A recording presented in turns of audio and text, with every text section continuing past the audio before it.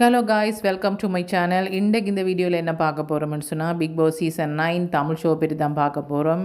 இன்றைக்கு விஜய் சேதுபதி சார் வந்து பார்வதியை ஏசுகிறாங்க. அது மட்டும் இல்லாமல் யார் திவாகரையுமே ஏசுகிறாங்க. எதுக்காக என்று சொன்னால், பார்வதி வந்து வக்ரம் என்ற ஒரு வார்த்தையை வந்து சொல்லியிருப்பாங்க. யாரை பார்த்துன்னு சொன்னால், விக்ரமை பார்த்து.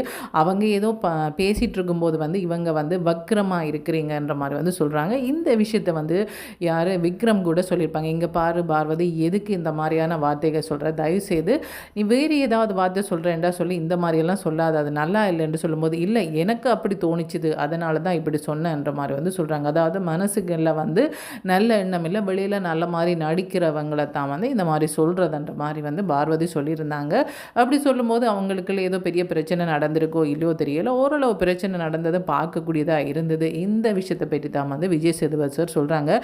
என்ன அப்படி வக்ரத்தை நீங்கள் பார்த்தீங்கன்ற மாதிரி வந்து கேட்குறாங்க. அது மட்டும் இல்லாமல் வந்து திவாகரை வந்து சொல்கிறாங்கன்னு சொன்னால், நீங்கள் உங்களுக்கு ஒருத்தங்களை பிடிக்குமென்றதுக்காக அவங்க பண்ணுற விஷயங்கள் எல்லாம் சரி என்று சொல்கிறதா, அவங்க கதைக்கிற விஷயம் எல்லாம் சரி என்று சொல்கிறதா, அது தப்பு இல்லையான்ற மாதிரி வந்து கேட்குறாங்க. இது மட்டும் இல்லாமல் வந்து இவங்க வந்து குப்பை கூடைக்குள்ள வந்து கம்ருதீன் வந்து ஏதோ ஒரு பொருளை வந்து தேடி இருக்கிறாங்க. இந்த விஷயம் சம்மந்தமாக வந்து சபரி, அதே மாதிரி வந்து வினோத், கம்ருதீன் எல்லாம் பேசிகிட்டு இருந்தாங்க. எதை பற்றி பேசினாங்களும் தெரியல. ஆனால் வந்து கம்ருதீன் வந்து குப்பைக்குள்ளே ஏதோ தேடின விஷயத்தை பற்றி வந்து அவங்க வந்து கேட்குறாங்க. என்ன குப்பைக்குள்ளே எல்லாம் தேடிட்டுருக்கிறீங்க, என்ன தேடிட்டுருக்கிறீங்கன்ற மாதிரியான விஷயங்களை வந்து கேட்குறதுக்கான வாய்ப்பு இருக்குது. அதை பற்றி வந்து சொல்கிறாங்க. என்ன சொன்னால், அதை வந்து இவங்க வந்து பேசிகிட்டு இருந்தாங்க. யார் கம்ருதீன் அவங்க பேசிகிட்டு இருந்தாங்க. இது மட்டும் இல்லாமல் வந்து இன்றைக்கு வந்து எவிக்ஷன் நடக்கிறதுக்கான வாய்ப்பும் இருக்குது. என்னென்னு சொன்னால், டபுள் எவிக்ஷனாக இருந்தால் இன்றைக்கு ஒருத்தங்க வந்து வெளியேறுவாங்க.